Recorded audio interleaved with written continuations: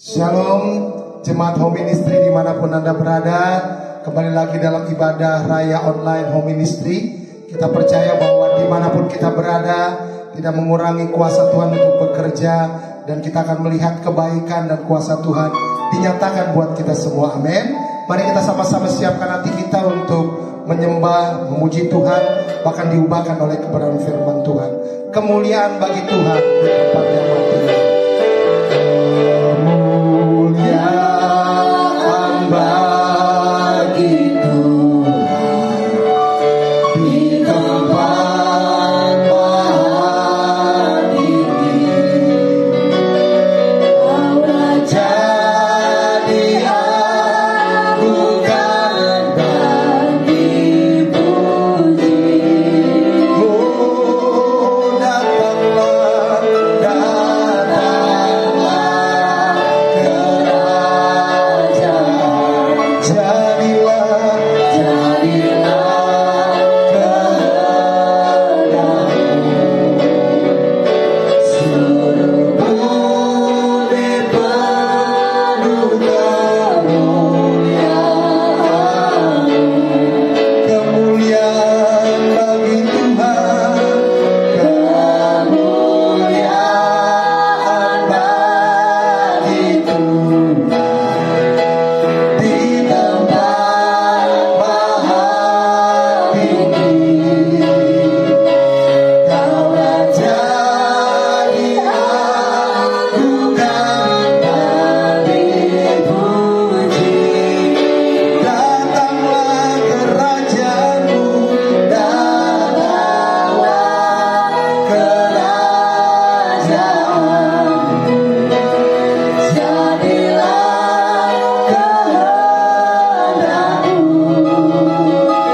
Seluruh bumi penuh kemuliaan, seluruh bumi, seluruh bumi penuh kemuliaan-Mu. Mari kita satukan hati kita berdoa. Segala pujian syukur kami naikkan kepadamu ya Tuhan dan Bapa kami, Yesus Kristus Tuhan yang sudah memelihara kehidupan kami selama berapa hari yang kami lewati bersama-sama Tuhan. Kami percaya bahwa apapun yang kami alami pada saat ini tidak mengurangi kasih Tuhan buat setiap kami. Kami akan terus melihat kebaikan dan kasih Tuhan, bahkan kuasa Tuhan dinyatakan buat setiap kami. Khususnya pada ibadah Raya Online pada saat ini Bapa, kami percaya bahwa kuasa Tuhan akan dicurahkan dimanapun kami berada, kapanpun Tuhan. Kami mengikuti ibadah ini bersama-sama, dan biarlah ibadah ini kami buka hanya di dalam nama Bapa, di dalam nama Tuhan Yesus Kristus, di dalam nama Roh Kudus. Semua yang siap beribadah bersama saya katakan amin. Mari sama-sama kita menyembah Tuhan. Kami kagum hormat akan Engkau ya Tuhan. Kau sungguh indah tiada taranya. Sangat indah, sungguh indah Engkau Tuhan. Hanya Engkau Yesus.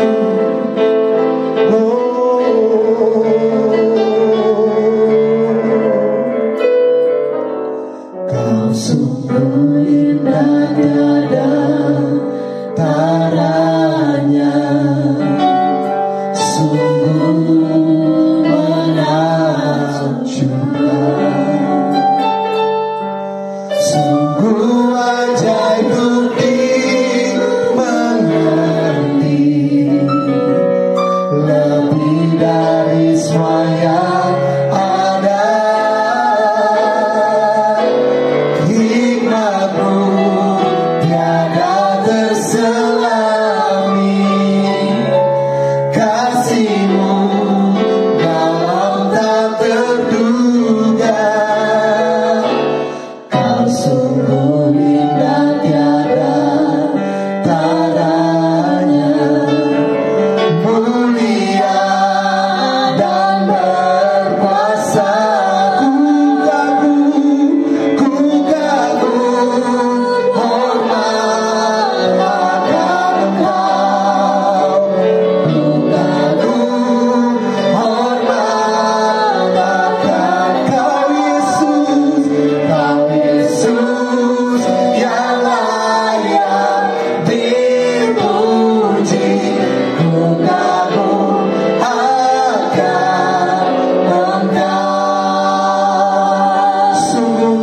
kagum hormat akan Engkau. Kau sungguh indah tiada tara, sungguh menakjubkan, sungguh ajaib untuk dimengerti, lebih dari semua yang ada. Hikmat-Mu tiada terselami, kasih-Mu dalam tak terduga. Kau sungguh indah tiada tara, mulia, mulia dan berkuasa. Kagum hormat, hormat akan Engkau Yesus, hormat akan Engkau Yesus, Kau Yesus yang layak dipuji. Ku kagum akan, ku kagum hormat, ku kagum hormat akan Engkau ya Tuhan, hormat akan Engkau Yesus, Kau Yesus yang layak dipuji. Ku kagum akan Engkau. Katakan sama-sama, ku kagum hormat akan Engkau. Benar Tuhan, ku kagum hormat akan Engkau, Kau Yesus yang layak dipuji. Ku kagum akan Engkau. Katakan terus, ku kagum hormat akan Engkau. Hormat akan Kau Yesus, Kau Yesus yang layak dipuji. Ku kagum akan Engkau.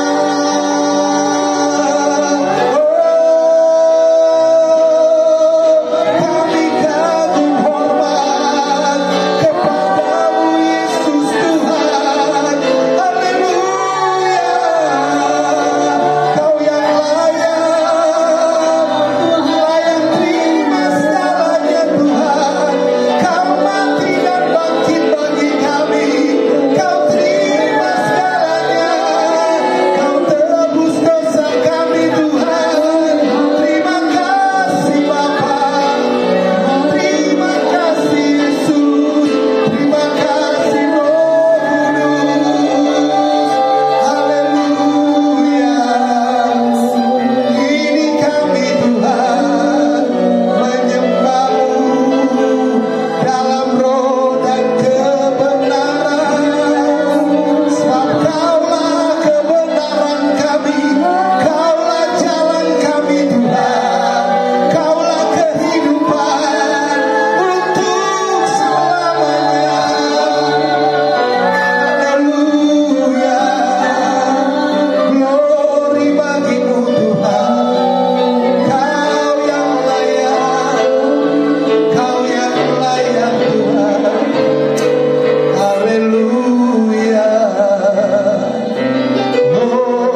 Hosana, Hosana bagi-Mu Yesus.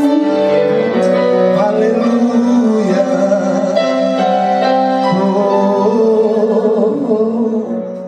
Haleluya. Kami mau katakan Hosana, Hosana. Hosana, Hosana di tempat yang tinggi.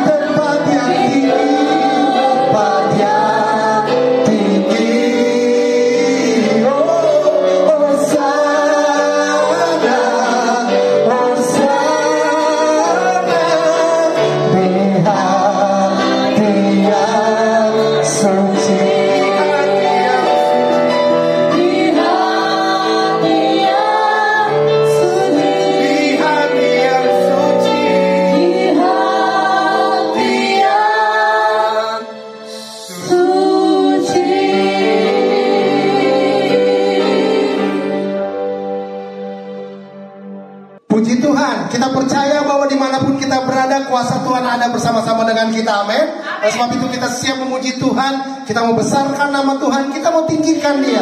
Mari sama-sama memuji Tuhan. Besarkan nama Tuhan. Haleluya.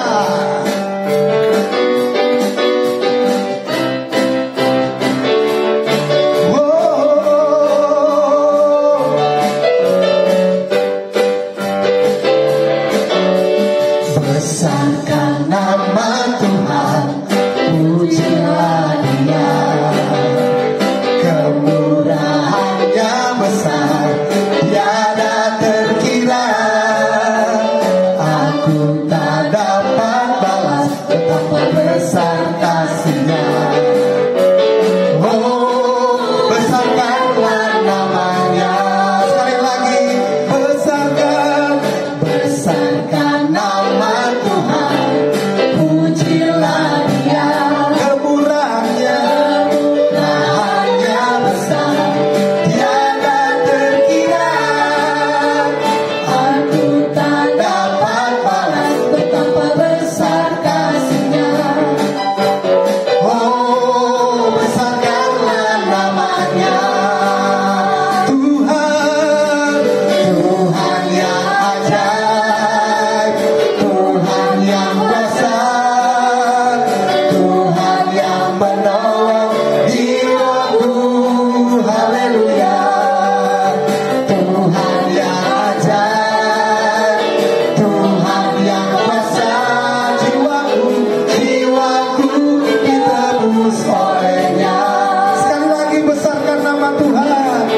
Besarkan nama Tuhan, Pujilah Dia, karena kemurahannya besar. Amin. kemurahannya besar, tiada terkira. Aku tak dapat balas betapa besar kasih-Nya. Oh, besarkanlah namanya. Tuhan yang ajaib, Tuhan yang ajaib, Tuhan yang besar, Tuhan yang menolong hidupku. Haleluya. Tuhan yang ajaib, Tuhan yang besar, katakan jiwaku. ditebus oleh-Nya. Tuhan yang ajaib, come on semuanya. Tuhan yang ajaib, Tuhan yang besar, Tuhan yang menolong jiwaku. Tuhan yang ajaib, Tuhan yang besar, jiwaku ditebus oleh-Nya. Jiwaku ditebus, Jiwaku ditebus oleh-Nya. jiwaku ditebus. Jiwaku ditebus oleh-Nya. Ku diberi kuasa dari Raja Mulia. Engkau Tuhan yang berkuasa. Haleluya. Yesus Tuhan, katakan. Ku diberi kuasa dari Raja Mulia, menaklukkan musuh di bawah kakiku. Ku pakai kuasa dari Raja Mulia. Bila Tuhan ada bersamaku, siapa jadi lawanku? Semua. Sungguh besar Kau Tuhanku, Engkau perisai hidupku. Ku berdiri dengan iman dalam Yesus Tuhan. Kau yang memberi kemenangan, ku bersorak merayakan. Terpujilah Engkau Raja segala raja. Haleluya. Ku diberi kuasa. Katakan. Ku diberi kuasa dari Raja Mulia. Yes, amen. Menaklukkan musuh di bawah kakiku. Ku pakai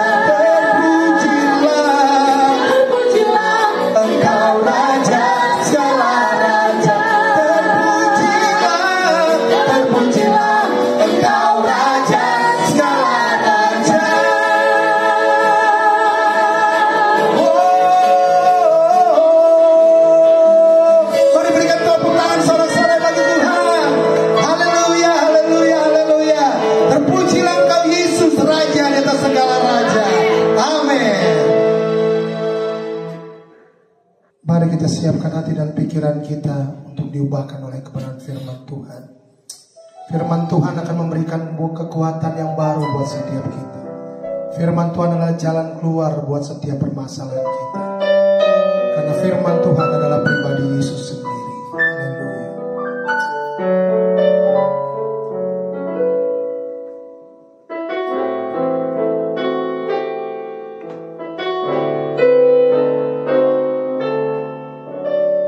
Bila hati terasa berat,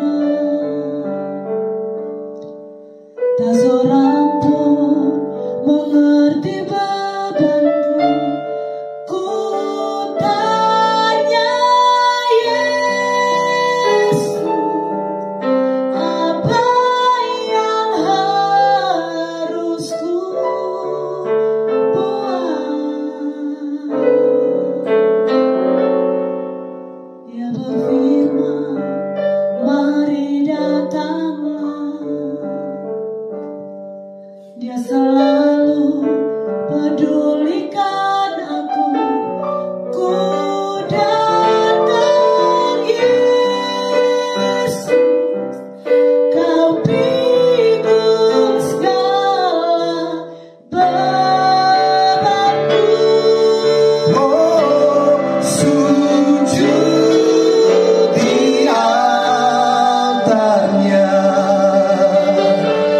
ku bawa hidupku,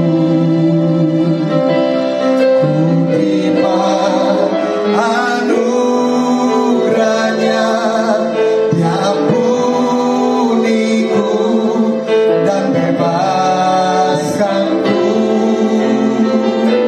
Dia ubah hidupku, barui hatiku,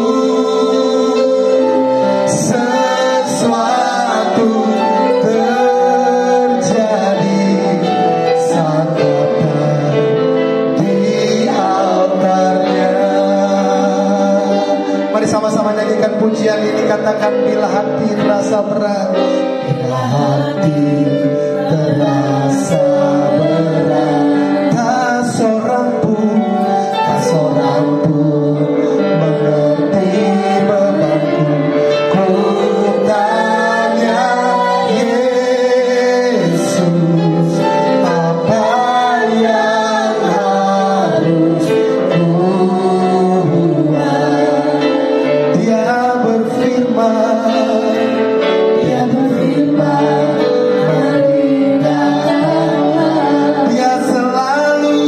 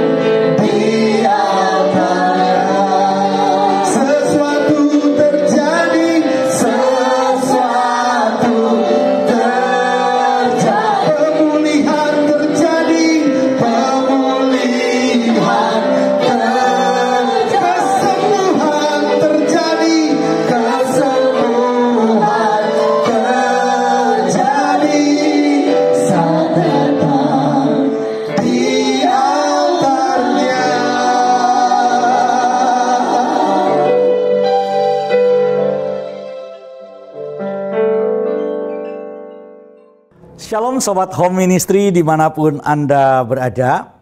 Saat ini kita akan masuk dalam pemberitaan firman Tuhan. Kita akan membaca firman Tuhan.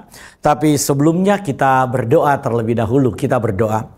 Bapa yang bertakhta dalam kerajaan sorga, kami mengucap syukur buat semua kebaikan Tuhan dalam kehidupan kami. Tuhan, sebelum kami membaca dan merenungkan firman-Mu saat ini, tolong kuduskan kami, layakkan kami, sehingga kami layak untuk dijamah oleh Tuhan, kami layak untuk dipakai oleh Tuhan, kami layak untuk memberitakan Injil, dan kami layak untuk menerima berkat-berkat-Mu. Terima kasih ya Bapak, biarlah semua yang baik yang Tuhan janjikan itu terjadi dalam kehidupan jemaat-Mu saat ini. Kami percaya setiap jemaat yang hadir pada saat ini dijamah oleh Tuhan, dilawat oleh Tuhan, yang sakit dijamah disembuhkan oleh bilur-bilur darah Tuhan Yesus. Mereka menerima mujizat di dalam nama Tuhan Yesus. Yang datang dengan beban berat, biarlah Tuhan memberikan kelepasan, Tuhan memberikan kelegaan. Yang datang dengan berbagai macam masalah, biarlah Tuhan memberi jalan keluar di dalam nama Tuhan Yesus. Tuhan, kami rindu mendengar firman-Mu. Biarlah firman-Mu ini menjadi rema dalam kehidupan kami, berbuah lebat berlipat-lipat kali ganda. Jadikan hati kami tanah yang subur, sehingga kami bisa ditanami oleh firman-Mu. Dalam nama Tuhan Yesus kami berdoa. Haleluya. Amin. Sobat Home Ministry dimanapun Anda berada, kita akan membaca firman Tuhan yang diambil dari Kolose pasal yang kedua, ayat yang ke-6 dan ayat yang ke-7. Saya akan baca buat saudara. Kolose pasal yang kedua, ayat yang ke-6 dan ke-7, demikian firman Tuhan. Kamu telah menerima Kristus Yesus Tuhan kita. Karena itu hendaklah hidupmu tetap di dalam Dia. Hendaklah kamu berakar di dalam Dia dan dibangun di atas Dia. Hendaklah kamu bertambah teguh dalam iman yang telah diajarkan kepadamu, dan hendaklah hatimu melimpah dengan syukur. Sobat Home Ministry yang dikasihi oleh Tuhan Yesus Kristus, ayat yang kita baca ini adalah ayat yang ditulis oleh Rasul Paulus kepada jemaat di Kolose. Tetapi kalau kita baca dua ayat ini, maka ini merupakan sebuah penegasan di mana Rasul Paulus menceritakan sesuatu keadaan, suatu kondisi tentang iman dan pengetahuan jemaat mengenai siapa Yesus Kristus. Rasul Paulus memulai dengan perkataan, kamu telah menerima Kristus Yesus. Saudara perhatikan baik-baik. Ketika Rasul Paulus berkata, kamu telah menerima Kristus Yesus, kata menerima di sini berarti saudara-saudara menjadi receiver, sedangkan Tuhan menjadi sumber. Oleh karena itu ketika kita berbicara tentang menerima, itu artinya saudara dan saya melekat kepada Tuhan. Saudara dan saya memiliki pergaulan yang akrab dengan Tuhan. Saudara dan saya itu menjadi satu dengan Tuhan. Jadi kalau kita berbicara menerima Kristus, itu artinya kita sedang berbicara bagaimana saudara dan Kristus menjadi satu. Oleh karena itu, firman Tuhan berkata bahwa di luar aku, kamu tidak dapat berbuat apa-apa. Tuhan Yesus mengatakan, di luar aku, kamu tidak bisa berbuat apa-apa. Kalau kita tidak menyatu dengan Kristus, maka orang Kristen itu tidak mampu berbuat apa-apa. Orang Kristen tidak ada apa-apa. Orang Kristen tidak bisa apa-apa. Orang Kristen pada dasarnya nothing. Jadi tanpa Kristus, saudara dan saya gak ada nilai.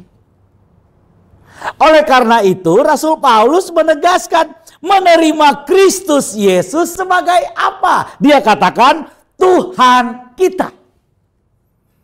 Jadi saudara, kalau saudara mengaku Kristen, kita mengaku gereja, maka harus clear percaya kita bahwa Yesus Kristus itu adalah Tuhan. Itu tidak ada nilai tawar, saudara. Saudara boleh berdebat tentang baptisan. Saudara boleh berdebat tentang hal-hal yang lain. Saudara boleh berdebat tentang cara ibadah. Kita boleh berdebat tentang perpuluhan. Kita boleh berdebat tentang pujian. Kita boleh berdebat tentang banyak hal. Tapi menerima Kristus Yesus sebagai Tuhan harga mati. Gak bisa diperdebatkan sebagai orang Kristen. Bagaimana mungkin saudara berkata, saya percaya Yesus, tapi saudara tidak menerima Kristus Yesus menjadi Tuhan dalam hidupmu? Bagaimana saudara bisa percaya bahwa Yesus Kristus juru selamat hidupmu, tapi engkau tidak bisa percaya bahwa Dia adalah Tuhan bagimu? Mungkin saudara bertanya, Pak, apa sih artinya Tuhan? Saudara, ketika kita berbicara tentang Kristus Yesus, maka ada 3 hal yang harus kita pahami tentang keberadaan dari Yesus Kristus. Yang pertama, Yesus Kristus sebagai firman. Sebagai firman, Dia disebut sebagai anak Elohim. Kenapa? Karena firman Tuhan berkata, Dia adalah monogenes theos. Saya sudah menjelaskan ini, status Kristus sebagai anak tunggal Bapa. Karena begitu besar kasih Elohim akan dunia ini, sehingga Ia telah mengaruniakan anaknya yang tunggal. Anak tunggal. Monogenes. Genetik satu-satunya dari Elohim itu hanya ada di dalam Kristus. Tidak ada dalam makhluk yang lain. Tidak ada dalam pribadi-pribadi malaikat. Tidak ada dalam pribadi manusia yang lain. Satu-satunya genetik ilahi itu yang sehakikat dengan Bapa, yang sederajat dengan Bapa, yang disebut anak tunggal Elohim itu adalah Kristus. Saudara, ada yang kemudian bilang, bagaimana Pak Pendeta di dalam kitab Ayub?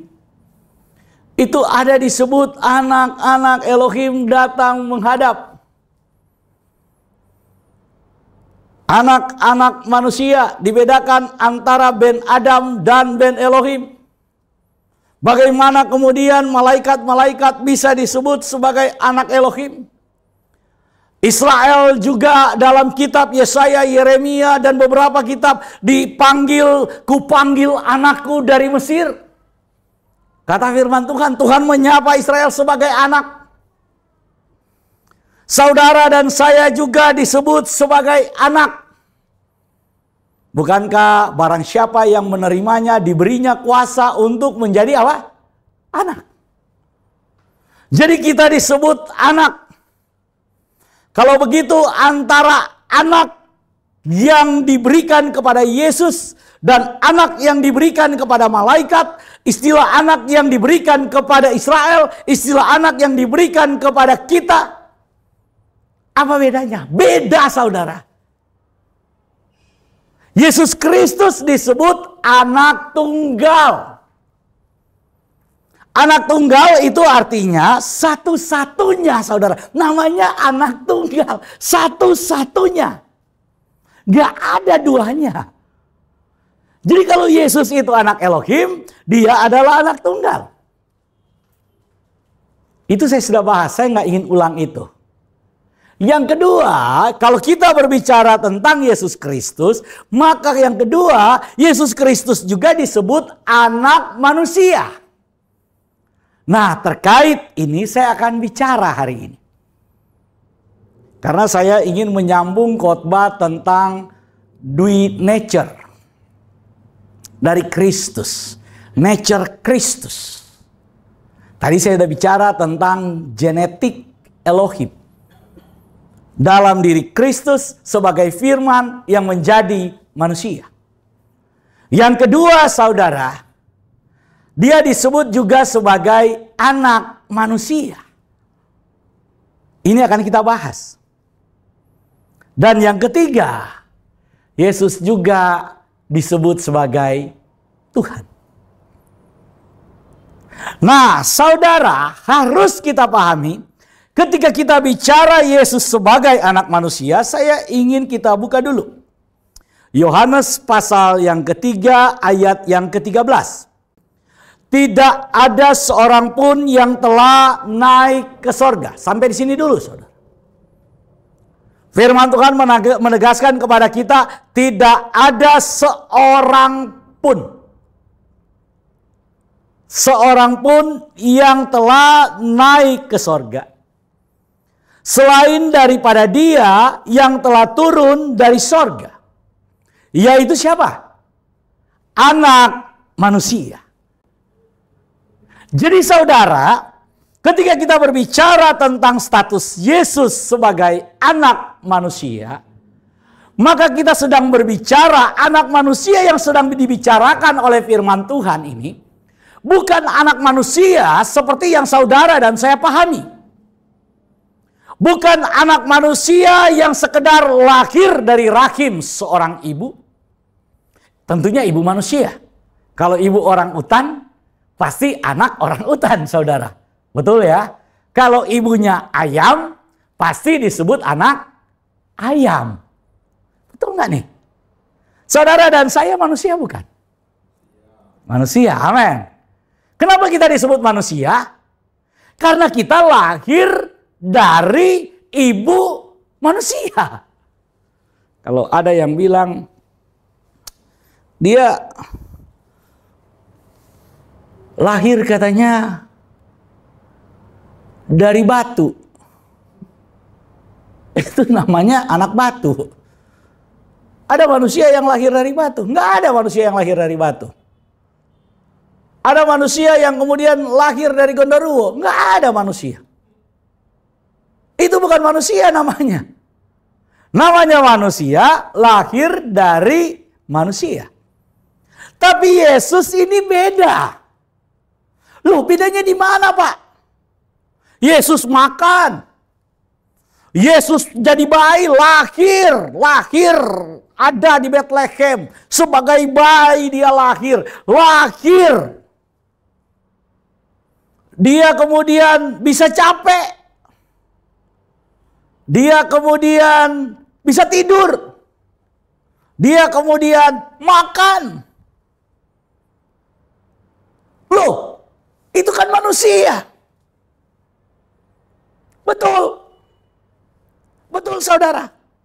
Tapi firman Tuhan bilang bahwa dia adalah manusia yang turun dari sorga. Saudara, apakah saudara merasa bahwa saudara manusia yang turun dari sorga? Apakah sebelum saudara menjadi manusia, saya yang bernama Raymond, sebelum saya kemudian jadi Raymond, lahir di Sulawesi Utara, apakah saya sudah memiliki keberadaan? Sebelum saya ada, apakah saya sudah memiliki keberadaan di sorga? Kemudian saya turun. Apakah saya sudah eksis sebelum kemudian saya menjadi manusia? Gak ada, saudara. Siapakah manusia yang sebelum dia lahir, dia sudah eksis sebagai manusia? Kita ada dalam rencana Tuhan, kita eksis dalam pikirannya Tuhan, dalam kairosnya Tuhan, bukan di dalam kronos. Beda dengan Yesus. Sebelum Yesus ada di dalam kronos, sebelum Yesus hadir dalam kronologi waktu sebagai manusia, nah saya mulai ini. Saya harap saudara bisa paham. Sebelum Yesus itu lahir sebagai seorang bayi di dalam kronologi waktu, dalam waktu manusia, Yesus itu ada praadanya. Dia sudah eksis.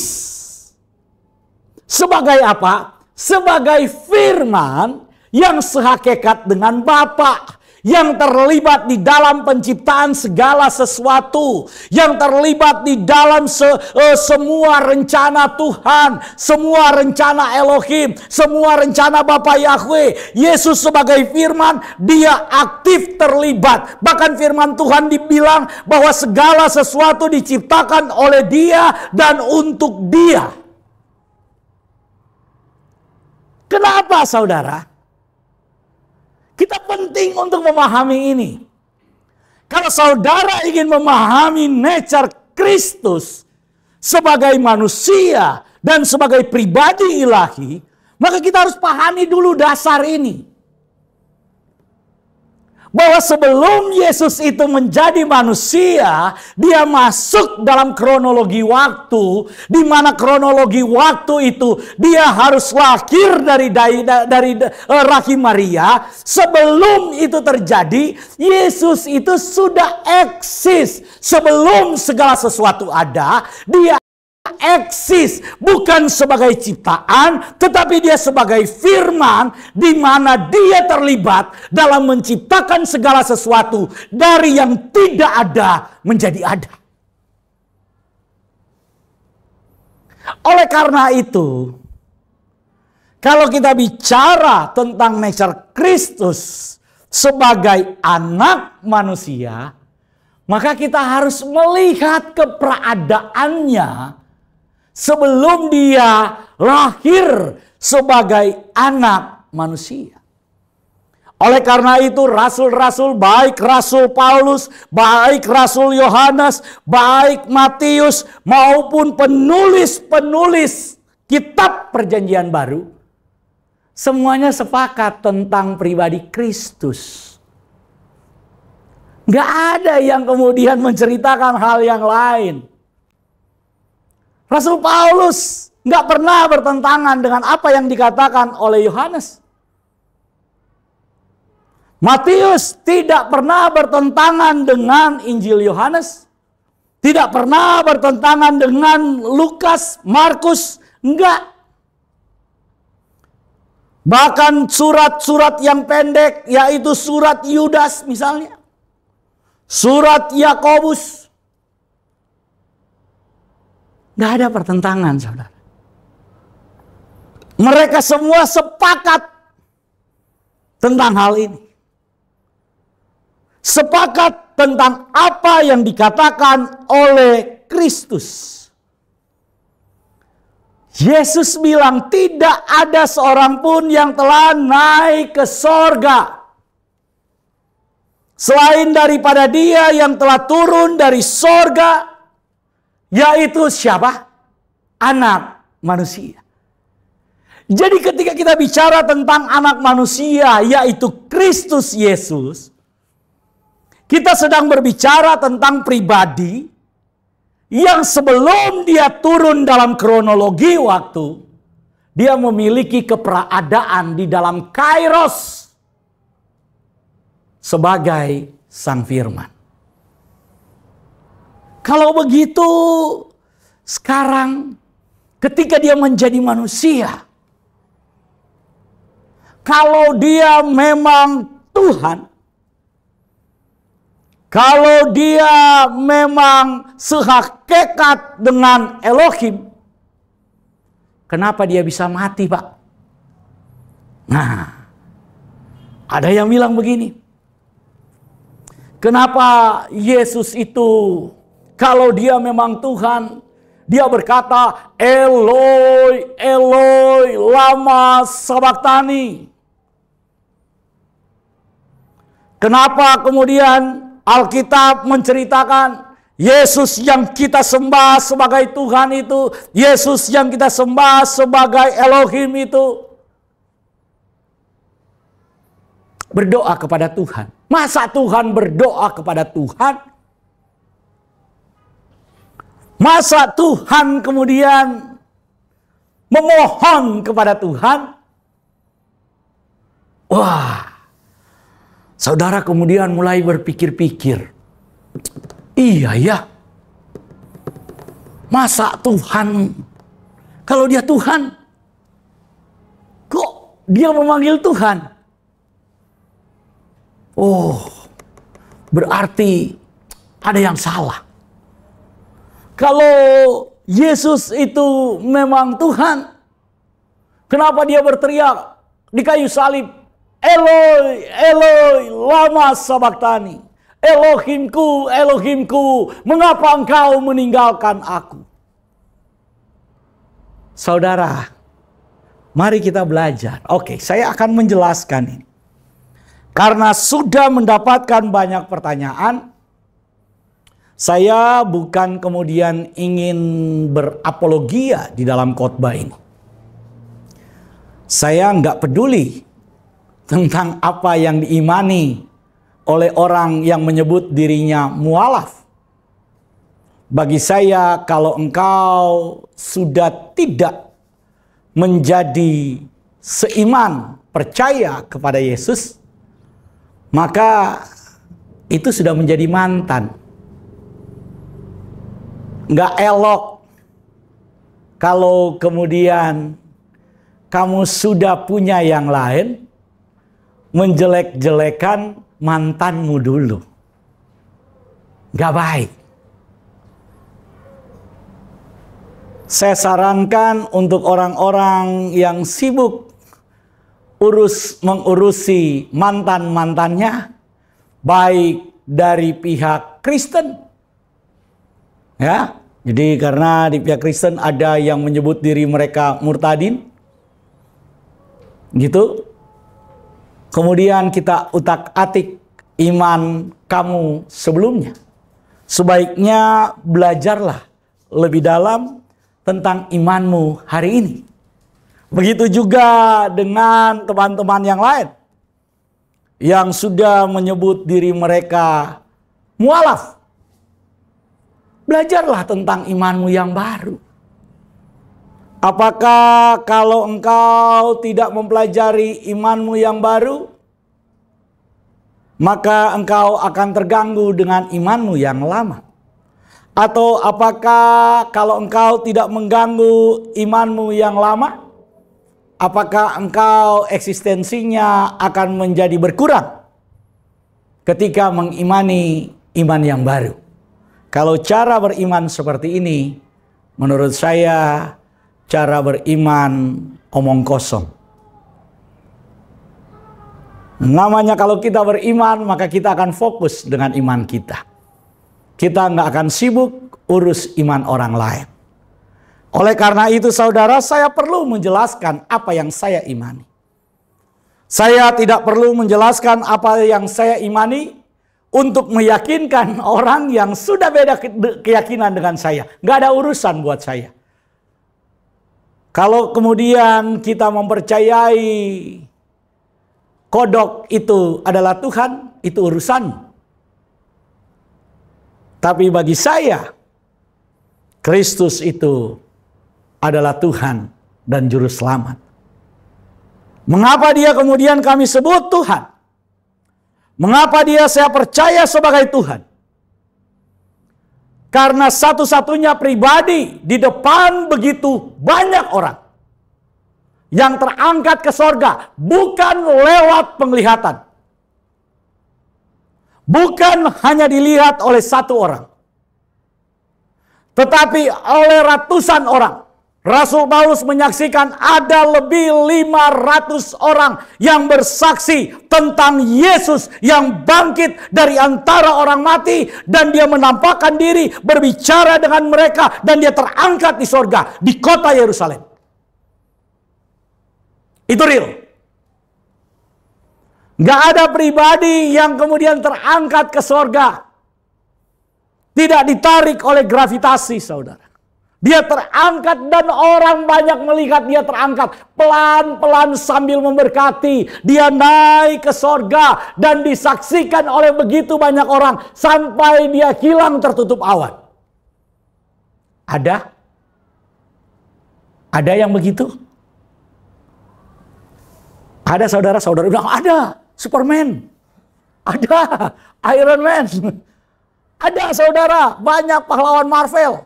Banyak pahlawan DC. Ya, gak usah ngomong itu. Si buta dari gua hantu, Gundala, dan segala macam itu juga banyak, saudara. Orang Manado bilang, sedang songkok boleh terbang. Ada songkok, ada fok-fok. Yang saya ingin bicarakan kepada saudara, Yesus itu nggak bermain kemudian dibawa narasi, nggak bermain kemudian dibawa cerita-cerita palsu. Dia secara real menunjukkan diri bahwa dia Tuhan. Dia secara real membangkitkan orang mati. Dia secara real berkata Lazarus yang sudah mati berhari-hari keluar, dan dia keluar. Siapakah pribadi yang kemudian mampu memanggil orang yang sudah mati, yang sudah ada di bawah jurang maut, yang sudah menjadi tawanan maut untuk lepas dari cengkraman maut? Hanya Kristus. Oleh karena itu saya percaya firman Tuhan yang berkata, Dia adalah Tuhan karena Dia adalah penguasa baik di langit, baik di bumi maupun di bawah bumi. Oleh karena itu saudara, kembali ke pertanyaan. Kenapa Yesus harus berdoa?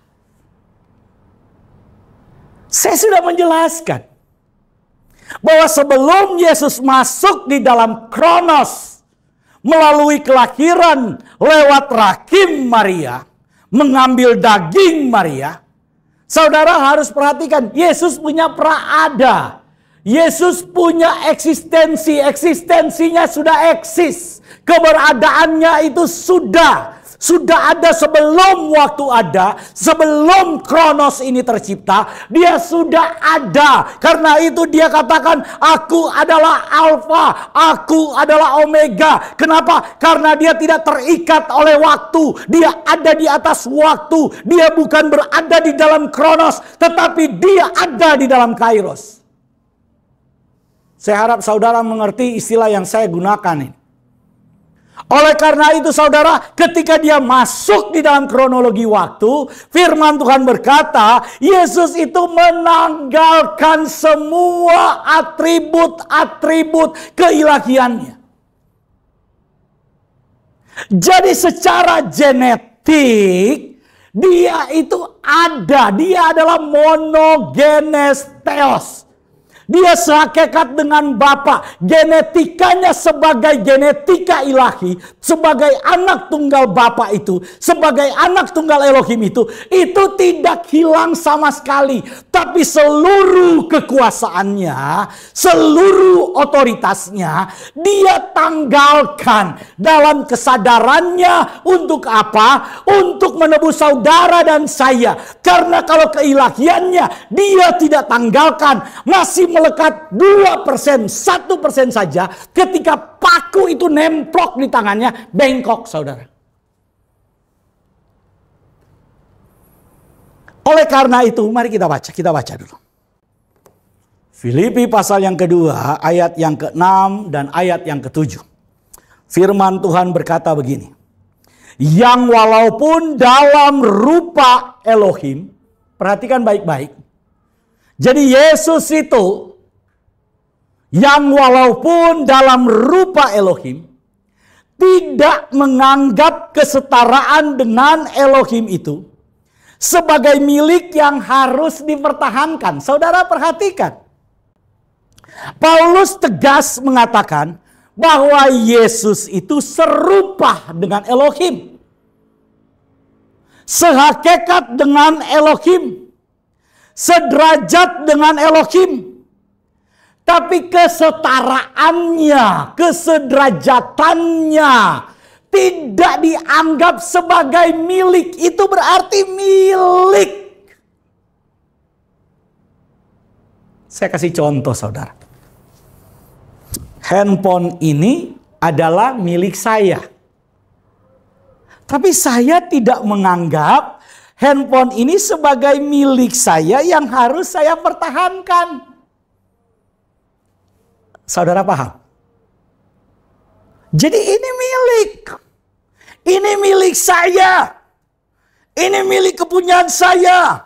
bisa saya gunakan, bisa saya pakai, bisa. Tapi kepemilikan itu tidak saya pegang terus, pertahankan terus, enggak. Firman Tuhan bilang, walaupun dia setara, walaupun dia serupa dengan Elohim, tetapi dia tidak menganggap kepemilikan dan kesetaraan itu sebagai sesuatu yang harus dipertahankan. Berarti Yesus melepaskan kepemilikan.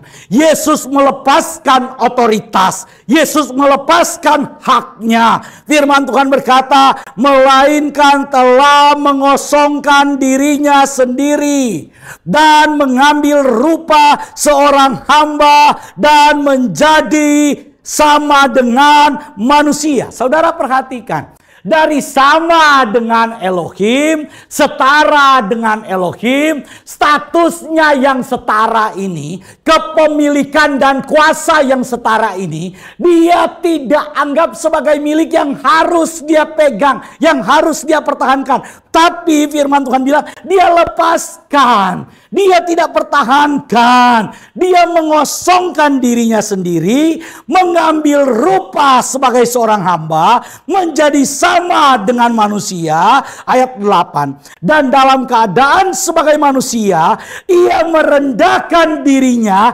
dan taat sampai mati, bahkan sampai mati di kayu salib. Luar biasa. Jadi kalau saudara Yesus berdoa, Yesus memanggil Eloi, Eloi lama sabachthani. Bukan dia tidak punya status ilahi, tapi dia tidak gunakan itu. Ketika dia mengambil rupa sebagai manusia, dia sudah tanggalkan semua statusnya itu, kesetaraannya itu. Dia tidak pakai, walaupun dia memiliki genetiknya Bapa, genetiknya Elohim. Tapi dia tidak gunakan semua otoritas itu. Dia justru merendahkan diri, menjadi sama dengan manusia. Dalam keadaan manusia, dia taat sampai mati di atas kayu salib.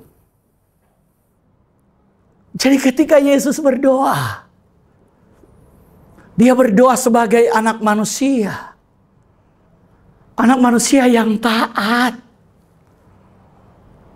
Dia bukan cuma taat waktu dia berdoa, bahkan ketika nyawanya diambil, dia taat dan berikan kepada Bapaknya. Jadi saudara, bukan cuma berdoa. Ketika dia sudah tanggalkan semua statusnya, semua kuasanya. Bahkan dia rela dihina oleh orang-orang yang mau dia selamatkan. Bahkan dia rela dicambuk, ditombak, dibunuh oleh orang-orang yang mau dia selamatkan. Bukankah perwira Romawi yang menusuk lambung Yesus adalah perwira Romawi yang memberi kesaksian bahwa Yesus itu adalah Tuhan? Bukankah perwira Romawi yang membunuh Yesus adalah orang yang menjadi percaya kepada Yesus? Saudara, perwira ini nggak percaya dengan Yesus. Perwira ini mempermainkan Yesus. Perwira ini mengolok-olok Yesus. Kalau kemudian ingin bersaksi, harusnya dia bersaksi melawan Yesus. Kalau ingin bersaksi, harusnya dia katakan, saya yang bunuh dia. Apanya Tuhan? Mati itu saya tusuk. Tapi perwira ini bersaksi bahwa Yesus itu adalah Tuhan. Dalam kitab Injil dikatakan, perwira itulah yang menceritakan bagaimana lambung Yesus dia tusuk. Dan air dan darah muncrat ke mukanya. Jadi, kalau saudara dan saya yang hidup 2000 tahun setelah kematian Yesus, memberi kesaksian untuk melawan kesaksian orang-orang yang menjadi saksi mata saat itu, alangkah konyolnya saudara dan saya. Kalau saudara dan saya yang tidak melihat peristiwa itu, tidak mengalami peristiwa itu, tetapi dengan sombong dan angkuhnya kita menyangkali apa yang sudah disaksikan orang-orang yang melihat kejadian itu. Alangkah konyolnya dan alangkah bodohnya kita mau berdebat dengan orang-orang seperti itu. Saudara berdebat dengan orang-orang yang berhayal tentang Yesus, dan dalam hayalan mereka membuat argumentasi dan narasi. Kemudian saudara sibuk berdebat. Oh no. Saudara, kalau bukan karena pekerjaan Roh Kudus, tidak ada satu orang pun yang bisa percaya Yesus. Oleh karena itu, ketika saudara mau percaya Yesus, saudara nggak bisa percaya Yesus dengan otak dan logikamu. Engkau harus percaya Yesus dengan hatimu. Engkau harus percaya Yesus dengan imanmu. Engkau harus percaya Yesus dengan rohmu. Ketika Roh Kudus bekerja, Dia mengerjakan di dalam kita, sehingga kita bisa mengaku Yesus itu adalah Tuhan. Orang yang mengaku Yesus sebagai Tuhan karena buah dari pekerjaan Roh Kudus tidak akan pernah menyangkali Yesus, karena Roh Kudus yang bekerja di dalam dirinya tidak akan menyangkal Yesus di hadapan Bapa, di hadapan manusia, dan di hadapan malaikat-malaikatnya. Nggak akan. Jadi kalau ada orang yang berkata, oh saya dulu Kristen, sekarang saya menyangkal Yesus, bahkan menyerang Yesus. Oh, dia bukan Kristen.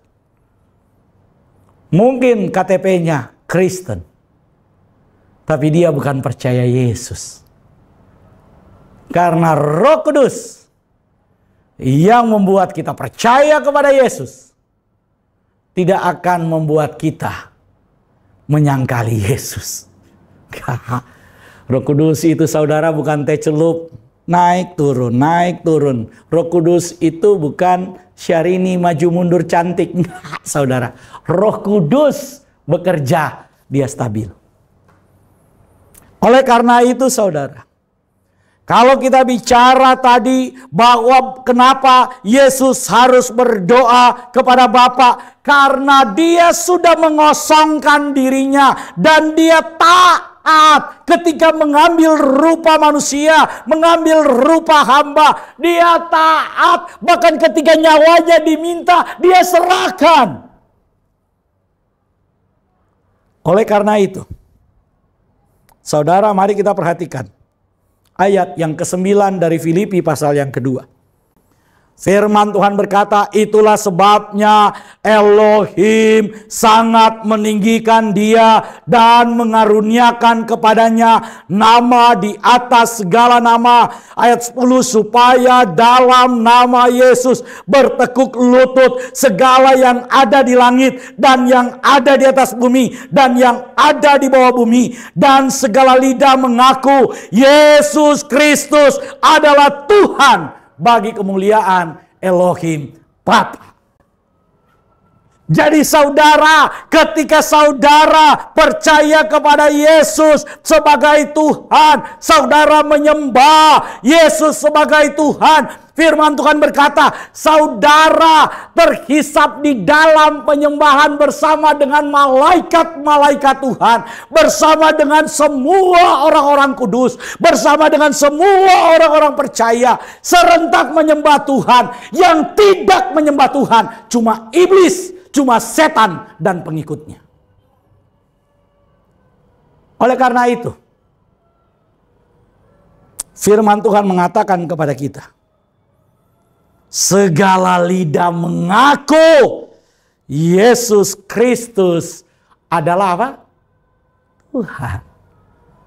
Karena dia telah mengosongkan dirinya, dia telah menanggalkan semua atribut-atribut ilahinya, maka dia menjadi Tuhan bagi segala sesuatu yang ada di langit, yang ada di sorga saudara, yang ada di bumi. Bahkan firman Tuhan bilang, yang ada di bawah bumi, dia menjadi Tuhan atas sekalian alam, atas semua lapisan langit. Maksudnya apa, Pak? Yesus menjadi Tuhan atas semua dimensi yang ada dalam kronos, yang ada dalam kronologi, yang ada dalam ruang, yang ada dalam waktu. Dia menjadi Tuhan. Oleh karena itu saudara, tidak ada satu pribadi pun yang sanggup untuk berkata, akulah jalan kebenaran dan hidup. Tidak seorang pun yang sampai kepada Bapa kalau tidak melalui aku. Kalau kamu mau datang kepada Bapa, kamu mau datang di tahtanya Bapa, kamu mau datang di sorganya Bapa, lewat aku. Nggak ada pribadi yang ngomong begitu. Siapa? Ada yang kemudian mengajarkan, ya ikut ajarannya. Yesus enggak. Kekristenan itu bukan eksis karena ajaran. Kekristenan itu eksis karena percaya kepada pribadi yang bernama Yesus Kristus. Ajaran Kristen boleh banyak. Ajaran Kristen boleh bermacam-macam. Tapi Tuhannya cuma satu. Yang disembah hanya satu. Jadi kalau saudara dan saya percaya bahwa Yesus Kristus adalah Tuhan, kita kemudian bukan mentigakan Tuhan. Kita bukan menuhankan manusia. Tapi justru kita percaya bahwa firman itu telah menjadi manusia, bertakhta dalam daging, memberi contoh sebagai manusia, dan bagaimana ketaatannya ditunjukkan untuk kemudian membatalkan apa yang menjadi ketidaktaatan Adam. Ketika Adam tidak taat, Yesus taat. Ketika Adam memberontak, Yesus menyerahkan dirinya. Ketika Adam ingin menjadi sama dengan Tuhan, Yesus memberikan semua otoritas kekuasaannya. Oleh karena itu pemberontakan Adam itu kemudian ditebus oleh ketaatan Kristus. Ketika Adam ingin menjadi sama dengan Tuhan, dia tergoda tawaran dari iblis. Yesus justru memberikan dirinya. Yesus menyerahkan nyawanya. Ketika Adam mencari kemuliaan, Yesus justru menyerahkan semua kemuliaan. Menanggalkan semua otoritas. Jadi saudara jangan kemudian bertanya lagi, kenapa Yesus harus berdoa? Kalau dia Tuhan, kenapa dia berdoa kepada Tuhan? Karena dia sedang mengajarkan ketaatan kepada saudara dan saya. Bagaimana kemudian dia taat sampai memberikan dirinya. Lewat ketaatannya, saudara dan saya mendapatkan kasih karunia. Kalau dihitung-hitung dengan ketaatan kita, aduh saudara, standarnya kelewat jauh. Kalau dihitung-hitung dengan saudara berusaha untuk mencapai kekudusan, waduh, kekudusan saudara dan saya seperti kain kotor. Tapi apa yang dilakukan oleh Yesus, itulah yang dilihat oleh Bapa. Jadi ketika dia berdoa, Bapa, ke dalam tanganmu kuserahkan nyawaku. Bapa, apabila cawan ini bisa berlalu daripadaku. Ketika dia berdoa kepada Bapaknya, itu bukan karena dia bukan Tuhan. Itu bukan karena dia tidak setara dengan Tuhan. Tidak setara dengan Elohim. Bukan. Tapi dia mengambil posisi sebagai manusia. Anak manusia. Yang mengganti posisi Adam yang tidak taat. Yesus melakukan itu semua. Supaya dosa nenek moyang kita yaitu Adam. Yang kemudian melekat di dalam daging kita ini. Daging yang fana ini. Ditebus oleh Kristus. Lewat perbuatan-perbuatannya di atas kayu salib. Jangan ragu untuk percaya. Yesus adalah Tuhan. Karena percayalah, akan tiba waktunya. Segala yang ada di langit, segala yang ada di bumi, bahkan semua yang ada di bawah bumi, akan berlutut, bertekuk lutut di bawah kaki Yesus. Dan semua yang punya lidah, yang bisa ngomong, akan mengaku Yesus adalah Tuhan bagi kemuliaan Elohim Bapa. Saya harap apa yang saya sampaikan hari ini, itu bisa saudara pahami. Mohon maaf kalau yang saya sampaikan ini terlalu pendek, terlalu singkat. Saudara bisa kemudian menghubungi Home Ministry dan kami akan menyampaikan pengajaran-pengajaran yang saudara butuhkan. Tuhan Yesus memberkati. Kita berdoa. Terpujilah Engkau ya Kristus, Tuhan kami, Juru Selamat kami, Penolong kami, Penebus kami. Segala kemuliaan, segala hormat hanya bagi Tuhan. Biarlah kami menjadi penyembah-penyembah-Mu yang menyembah-Mu di dalam roh dan kebenaran.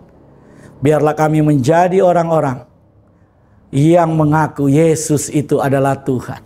Yang memberi kesaksian lewat kehidupan kami. Bahwa Yesus adalah Juru Selamat kami.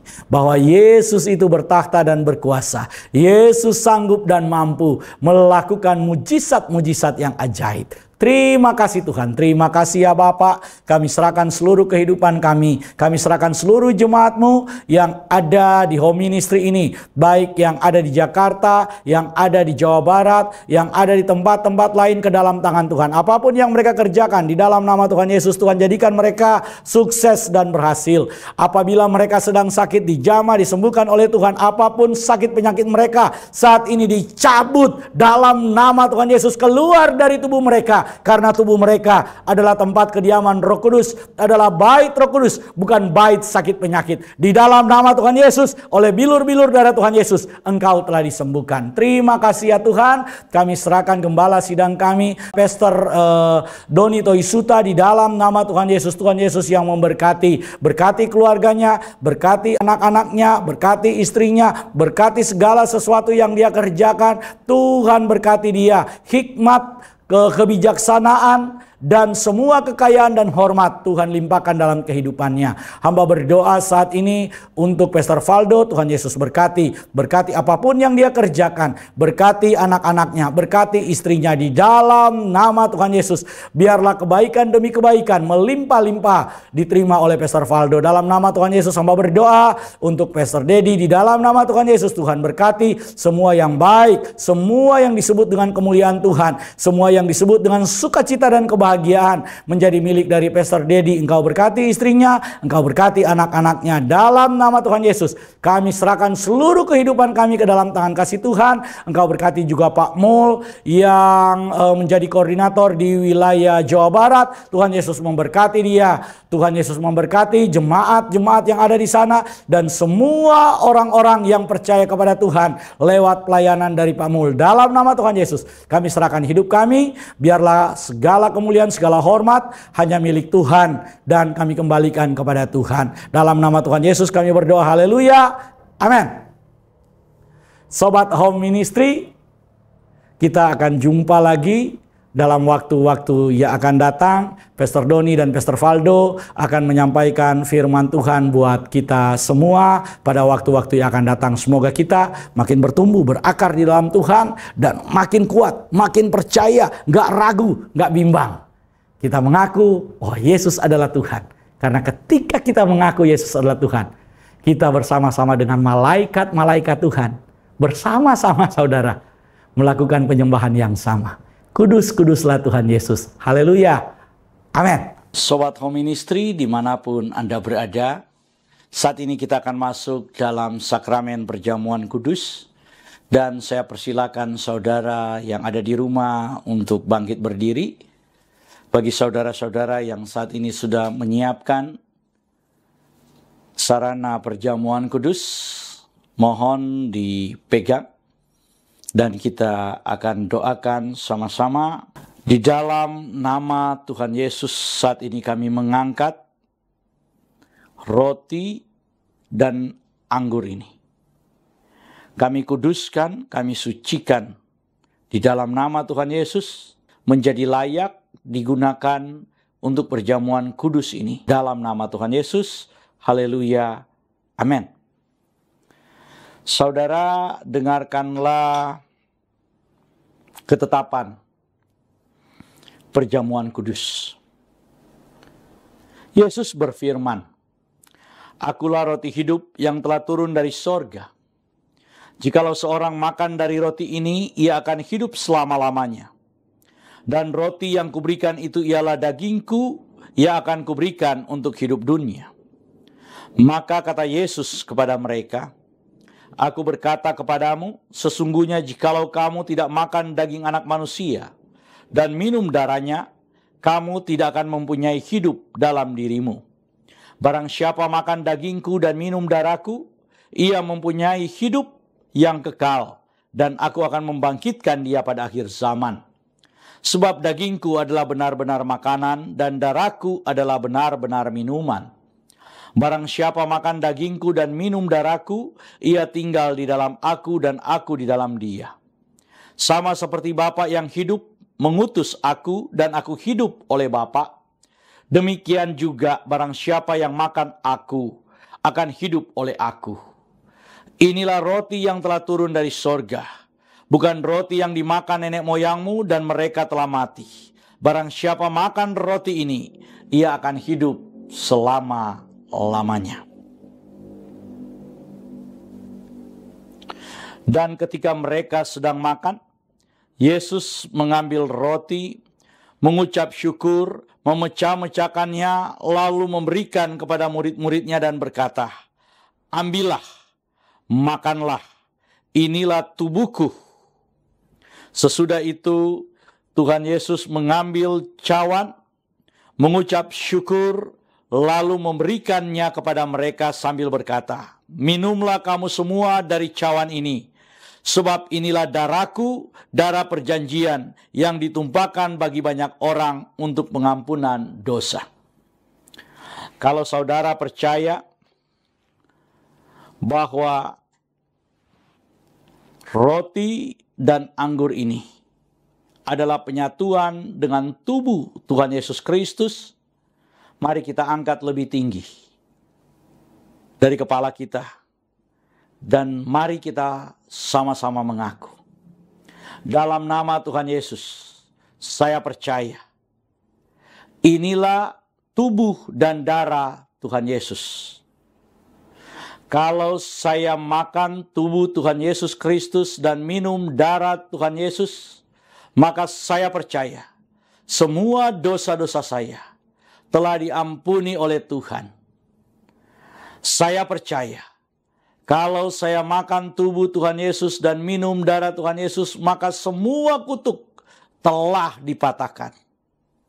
Saya percaya, kalau saya makan tubuh dan minum darah Tuhan Yesus, maka semua sakit penyakit saya telah disembuhkan. Saya percaya, kalau saya makan tubuh Tuhan Yesus dan minum darah Tuhan Yesus, maka saya mendapat bagian dalam tubuh Kristus, dan saya akan diberi tubuh kemuliaan, dan Tuhan akan mengangkat saya ketika Tuhan Yesus datang di awan-awan yang permai untuk menyatu dan bertemu dengan Dia. Saya percaya inilah tubuh dan darah Tuhan Yesus Kristus. Kita angkat lebih dulu tubuh Tuhan Yesus Kristus dan kita berkata, inilah tubuh Tuhan Yesus Kristus dalam nama Tuhan Yesus. Kita minum darah Tuhan Yesus Kristus dan kita berkata dalam nama Tuhan Yesus Kristus.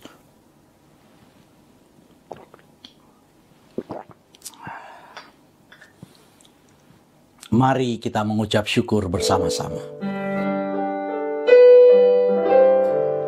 Karya terbesar dalam hidupku, pengorbananmu yang selamatkanku.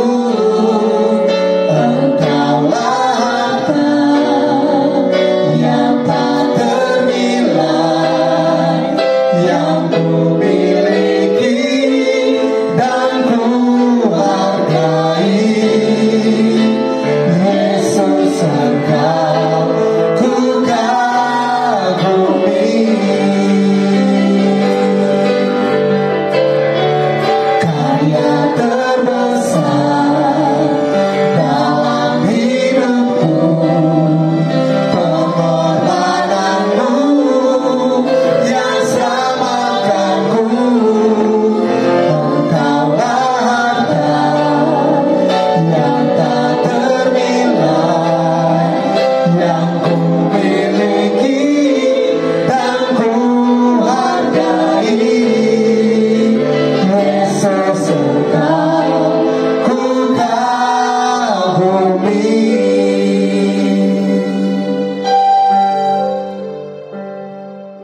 Jemaat Tuhan milik Tuhan, arahkan hati dan pikiranmu, angkatlah kedua belah tanganmu, dan aminkan semua berkat yang diucapkan bagimu. Di dalam nama Tuhan Yesus, diberkatilah hidupmu, diberkatilah rumah tempat tinggalmu, diberkatilah keluarga, suami, istri, anak-anak, bahkan cucu-cucumu. Diberkatilah sumber-sumber mata pencarian, pekerjaan, bisnis, dan karirmu. Diberkatilah tubuh jasmani dan kesehatanmu. Diberkatilah pendidikanmu. Dan diberkatilah pertumbuhan rohanimu. Biarlah semua berkat dari Bapa Sorgawi, Bapa Yahweh namanya, cinta kasih dari Tuhan kita, Yesus Kristus, Yeshua HaMashiach, dan persekutuan dengan rohnya yang kudus, Ruach HaKodes, menyertai kita semua, mulai dari sekarang sampai selama-lamanya. Kita yang percaya diberkati oleh Tuhan dan menerima berkat Tuhan ini. Mari berkata bersama saya, amin.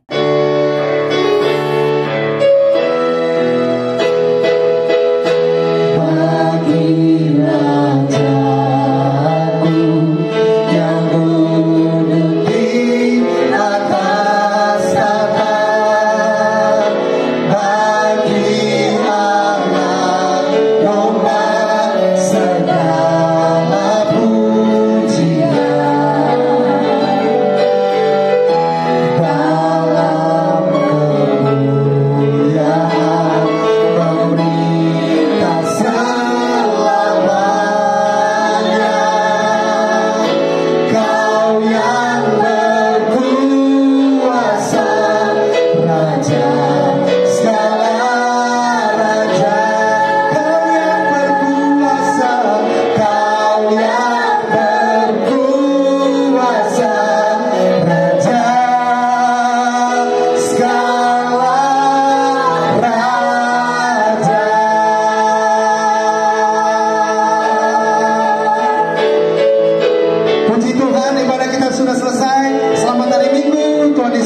memberkati kita